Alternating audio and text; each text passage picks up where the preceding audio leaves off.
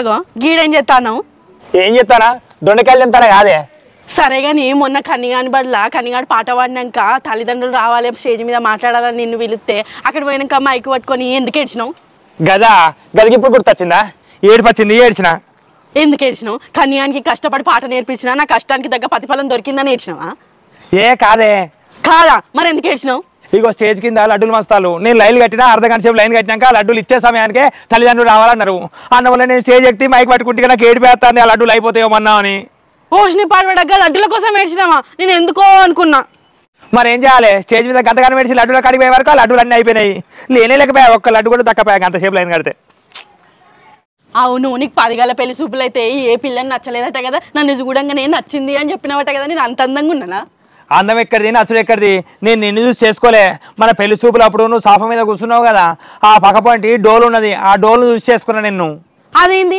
డోలుని చూసి నన్ను పెళ్లి చేసుకున్నావా అవును మా ఫ్రెండ్ గాడు ఒకడు పెళ్లి చేసుకున్నాడు పెళ్లి చేసుకుంటే ఇక మిగతా ఫ్రెండ్స్ అందరూ వచ్చి అబ్బా వాడు అదృష్టవంతుడురా వాడు సౌండ్ పార్టీని చేసుకున్నాడు అని అందరూ అన్నారు అన్న వల్లే నేను కూడా గట్లా సౌండ్ పార్టీని చేసుకోవాలని మీ ఇంటికి వచ్చిన వాళ్ళే ఇక పక్కపంటి డోలు ఉండే అయితే మీ బాపు డోలు కొట్టబోతున్నాడు కదా సౌండ్ ఇక మీరు కూడా సౌండ్ పార్టీ అని నేను చేసుకున్నా అంటే డోలు కొట్టబోతే సౌండ్ పార్టీ అనుకున్నావా అవును తర్వాత తెలిసింది సౌండ్ పార్టీ అంటే బాగా పైసలు ఉన్న పార్టీ అంటే కదా నాకే మీరు డోలు కొట్టేటోళ్ళే సౌండ్ పార్టీ అని నేను అనుకున్నా బాగానే అనుకున్నావు సౌండ్ పార్టీ అని పెళ్లి చేసుకున్నాడు ఇక ఏం చేస్తాం పో అందరు మెచ్చుకుంటాను నేను నిన్ను పెళ్లి చేసుకుంటే అయ్యో పాపం పిచ్చబోతా నన్ను అనబట్టే ఇక మా ఫ్రెండ్ గారినేమో అబ్బా అదృష్టవంతుడు సౌండ్ పార్టీని పెళ్లి చేసుకున్నాడని వాడిని అంటారు ఇద్దరు ఒకటే కాదు చదువుకున్నాం కానీ గిట్ల అయిపోయా సరేనే అన్న అడుగుతా ఉంటానే ఏంది ఏంటిదే మా అన్న బండి కొన్నావు బావా పార్టీ లేదా అని అడిగితే బిర్యానీ తినిపిస్తా అని తీసుకోపోయి మా అన్నతోనే బిల్లు కట్టించినావట దానిలో తప్పే ఉన్నదే నువ్వు బండి కొని పార్టీ ఇస్తా అని తీసుకోపోయి మా అన్నతో బిల్లు కట్టిస్తావా నేను పార్టీ ఇస్తాను అనలే అబద్ధాలు ఆడకుల్లి మీ అన్ననే బిర్యానీ తినిపిస్తావా బావా అని అడిగిండు అంటే తినిపిస్తావా అని తీసుకుపోయినా మరి తినిపిస్తా అని తీసుకుపోయినప్పుడు బిల్లు నువ్వే కట్టాలి కదా ఇదేంలో ఇదెక్కడికి అతనే మీ అన్నకి బిర్యానీ తినిపిస్తా అని చెప్పిన ఆడి వెనక కూర్చోబెట్టి బిర్యానీ తినిపించిన నేను బిల్లు కడతా అని చెప్పలే బిల్లు కట్టలే నువ్వే పార్టీ ఇస్తావు అనుకొని వాడు 10 మంది దోస్తులు వేసుకొని వచ్చిందట బిల్లు వాళ్ళతోనే కట్టించేసరికి మొరో అని మొత్తుకుంటే ఎడతాను వాడు ఏడితే నేనేం చెప్తానే నేను తినిపిస్తానా తినిపించిన అంతే అబ్బో లేకుంటే 10 మంది సోపదారులు వేసుకొని తాడు తినిపిస్తా అన్న వాళ్ళే వర్షి ఎప్పుడు వచ్చినవే నేను అప్పుడే వచ్చిన ఏమైంది మా అన్న ఇంటర్వ్యూకి పోతాండు ఉద్యోగం వస్తుంది ఇలా దావత్ ఇత్తడానికి పోతాయి కదా ఏమైంది దావత్లేదు ఏం లేదు ఇంటర్వ్యూలా కావాలనే ఫెయిల్ చేసిరట మా అన్నను అవునా గట్టెట్లా ఏమైంది ఇగో మా అన్న ఇంటర్వ్యూ కోసం అని ఆఫీస్ లోపలికి పోయిందట అక్కడ ఉన్న వాళ్ళందరూ మేము ప్రశ్నలు అడుగుతాం నువ్వు టపి మన సమాధానం చెప్పాలి అని అన్నారట వాళ్ళు ప్రశ్నలు అడుగులు మొదలు పెట్టిరట వీళ్ళు టపి మనడు మొదలు పెట్టిందట వాళ్ళ కోపం వచ్చి నువ్వు ఇక్కడ నుంచి వెళ్ళిపోనంటారట వాళ్ళు ప్రశ్నలు అడిగింది కరెక్టే వీడిని టపి మన సమాధానం చెప్పమన్నది కరెక్టే వాళ్ళకి ఎందుకు కోపం వచ్చిందో అర్థమైతలేదు అంటే మీ అన్న సమాధానాలు టపి అని చెప్పిండటనా అవును వాళ్ళు అడిగినంత సేపు నోరు నొయ్యంగా టపి అనుకుంటూనే ఉన్నాడట మంచి తెలివి కల్లోడైతే మీ ఇంట్లో నీకు ఒకదానికే ఉన్నది అనుకున్న పిచ్చి ఇంట్లో అందరికీ ఉన్నదా ఇదే పిచ్చి చెప్పినట్టు చేసినా కూడా మేమే పిచ్చోళ్ళమ్మా మంచోళ్ళే అయితే సమాధానాలే టపి అని చెప్పిండట తెలివి కల్లోడు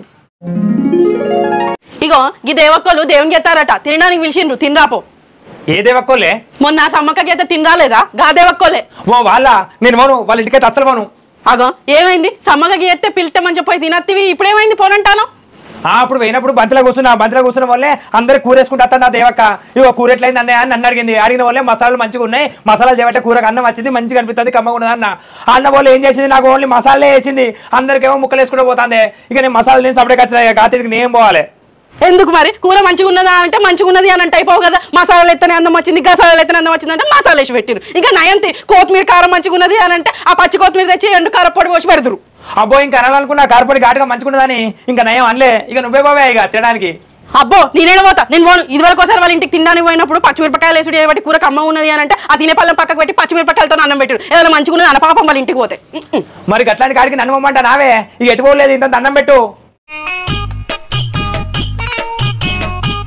వచ్చినావా ఎటు పోయినావు పొద్దున్న నుంచి తినకుండానే పోయినావు అటే పోయినావు ఈ నర్సన్నోళ్ళ బిడ్డ పంచాయతీ పోయినే ఏమైంది వాళ్ళ బిడ్డకు మొన్ననే పెళ్ళైంది కదా ఏం పంచాయతీ అంటే పెళ్లిళ్ళే మొదలైంది పంచాయతీ పెళ్లిళ్ళు ఏమైంది అందరు నవ్వుకుంటా మంచిగా ఉండే కదా అందరు నవ్వుకుంటా మంచిగా ఉండే కానీ పెళ్లి పిల్లగాని తండ్రి అన్నం తిందామని పళ్ళెం పట్టుకొని పోయిండట ఇక అన్నం పెట్టి 2 ముక్కలే వేసిలట ఇంత పులుసు పోసిలట గిట్లెందుకు పోతాలు నేను పెళ్లి పిల్లగాని తండ్రిని అని అన్నా కానీ మాకు నర్సన్న గిట్లనే చెప్పిండు 2 ముక్కలేసి పులుసు పోయేవాడు అని చెప్పి అన్నారట వాళ్ళు అన్న వాళ్ళు పెళ్లి పిల్లగాని తండ్రి నాకే గిట్ల పోతారా అని చెప్పి ఒకటే లొల్లి అక్కడ నుంచి మొదలైన లొల్లి కొడతలేదు కడతలేదు అవునా?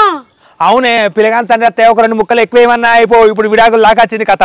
ఓషిని పాడవాడా, పళ్ళెంలో ముక్కలు పడలేదని విడాకుల్లాగా వచ్చిందా? ఎటు పోతుంది కాలం? నా పల్లెంలో కూడా 2 ముక్కలు పడ్డాయి, దగ్గర అని ఒక 2 ముక్కలు ఎక్కువ నేర్పియలే, ఇప్పుడు పంచాయతీలో తిరగాల్సి అయితే వస్తుంది.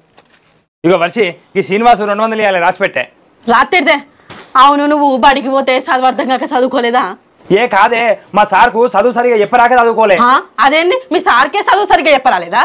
అవునే చెప్పరాలే. మీ సారు సరిగా చెప్పలేదని నీకెట్లా అర్థమైంది? ఎట్లా అర్థమైంది అంటే, నీ అప్పట్లో బడి పోయినప్పుడు మా సారు గుడి దీర్ఘం అవి రాసుకురమ్మన్నాడు. రాసుకురమ్మన్న వల్ల ఇంటికి పోయినా, అయ్యో గుడి దీర్ఘం రాసుకురమ్మని, మరి ఎట్లా గతి అని చెప్పి నేను గుడి రాసి గుడి దీర్ఘం అయ్యో గుడి దీర్ఘం ఎట్లా రాయాలని చెప్పి తొవ్వగీసిన, ఇటు తొవ్వగీసిన గుడికి. ఇక అయినా కానీ పోయినాక మా సారు ఏం రాసినవరా బిచ్చపతి అని ఒకటే లొల్లి పెట్టిండే, 2 దెబ్బలు కూడా కొట్టిండు. ఏంది గుడి దీర్ఘం రాసి తొవ్వగీసినావా? ఎట్లా ఉండదా? ఇగో ఇటు చూడు, గిట్లా ఉంటుంది గుడి. ఇగో తొవ్వ, ఈ తొవ్వలో నడుచుకుంటూ పోవచ్చు, ఇటు తొవ్వ నడుచుకుంటూ పోవచ్చు దీర్ఘం. మీ సార్ రాయమన్నది గా గుడి తొవ్వలు కాదు. అగో మా ఊళ్ళో ఉన్నది ఒకటే గుడి, ఇక వేరే గుడి లేవంటే నేట రాయన్నే. సరేది, నువ్వు చదువుకుంది నాయంతి చెప్పినా కానీ నువ్వు. అయ్యో సపడకపోతానే, ఈ శ్రీనివాస్ 200 వేయాలి, రాసి పెట్టు. ఇదే. అవునే వర్షి, మీ పెద్దమ్మల కొడుకు మొన్ననే పెళ్ళైంది కదా, పెళ్ళైన 2 రోజులకే లొల్లులు అవుతాయి ఏంటిదే? పెళ్ళైనాక 2 రోజులకి ఎక్కడిది, నీకు తెలియదా? పెళ్లి భరత్లోనే మొదలైంది ఆ లొల్లి. అవునా? ఏం లొల్లే, ఎందుకైంది? ఇగో పెళ్లి భరత్ జరుగుతుంది. పెళ్లి పిల్ల తండ్రి తాపుకోని తీసుకుపోయి సీసా తాగుపిస్తాడు, ఎగురమంటాడు. అక్కడ ఉన్న వాళ్ళందరికీ సీసా పోపించి ఎగురుండి అని అందరిని ఎగురిపిస్తాడు. మా తమ్ముడేమో కారులో కూర్చొని మిట్టా చూస్తాడు. మా మామైంది నన్ను నన్ను పలకరిత్తలేడు, అరుచుకుంటలేడు. మరి నన్ను కూడా ఎగురమనవచ్చు కదా, గింత సీసా పోసి ఎగురమంటే నేను కూడా ఎగురుతా కదా, గింత అరుచుకుంటలేడు అని మనకి మస్తు కోపం వచ్చింది. ఈ పెళ్లి భరత్లోనే అరుచుకుంటలేడంటే రేపు నేను మా అత్తగారింటికి పోయినాక ఏం అరుచుకుంటాడు అని గట్ల లొల్లులు అవుతాయి. అయ్యో, మీ తమ్ముందే పెళ్లి కాదే, మీ తమ్ముడి గురించి అందరు ఎగరబట్టే. అందరెందుకు ఎగురుడు, వానికి తాగుపిస్తే వాడు ఒక్కడే అందరంతా ఎగురు. ఇంకా ఏమిట్లకేం లేదు, పెళ్లి కొడుకుని తాగుడు అడుచుకోలేదని లొల్లా. అబ్బో, భరతుల లొల్లి భలేగా ఉన్నది. ఇగో మీ తమ్మునికి పెళ్లి సంబంధాలు ఏమన్నా చూస్తాలా? చూస్తారం కానీ వాడు నక్కతొక్క కోసం తిరుగుతాడు. నక్కతొక్క దొక్కేదాకా వాడు పెళ్లి చేసుకోడట. గదేంది, నక్కతొక్క దొక్కేదాకా పెళ్లి చేసుకోడా? అవునే, వాళ్ళ ఫ్రెండ్ వాడు పెళ్లి చేసుకున్నాడట. ఇక ఆ పిల్ల అందంగా ఉన్నదట, ఆస్తి పర్రాలట. ఇక వాళ్ళ మిగతా ఫ్రెండ్స్ అందరు కూడి, అబ్బా నక్కతొక్క దొక్కినవరా, అందుకనే నీకు ఇంత అందమైన పిల్ల దొరికింది, ఇంకా ఆస్తి కూడా వచ్చింది అని చెప్పి అందరు అనుడట. ఇక అందుకనే వీడు కూడా నక్కతొక్క దొక్కుదామని తిరుగుతాడు అడుగుల పోటీ. శ్రీ పాడవాడ, అది సామెత ముచ్చట పట్టుకొని నక్కతొక్క దొక్కుదామని తిరుగుతాడా? ఏందో మీ తమ్ముడు. ఇక సామెత అయినా ఏదైనా నక్కతొక్క దొక్కితే అదృష్టం కలిసి వస్తుందని అట్లా తిరుగుతాడు. నేను కూడా దొక్కుతా అయిపో, పెళ్లికి ముందు తొక్కెత్తనే అయిపో ఎక్కడైనా నక్కతొక్క. అంటే ఇప్పుడు ఏమంటాను? ఏమంటలేను, నక్కతొక్క బదులు కుక్కతొక్క దొక్కినట్టున్నా, అందుకనే కైకాయ అనే పిల్లని దొరికింది నాకు. కైకాయ అంటానా? ఏమంటలేవే, కుయ్యి అని కూడా అంటలేవు, సరేనా? గట్ల మరి.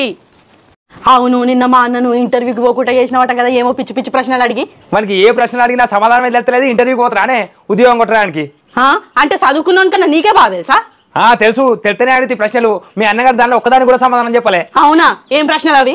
ఇప్పుడు పామాయిల్ నూనె ఉంటది కదా, మరి తెలాయిల్ నూనె ఉండదు ఏంది, తేలిది పాముదే ఉంటుంది అనే నూనె. పామాయిల్ ఉంటది, మరి తేలాయిలు ఏమో. ఇప్పుడు నీకు నాకు తెలియకపోయినా చదువుకున్నానికి తెలియాలి కదా.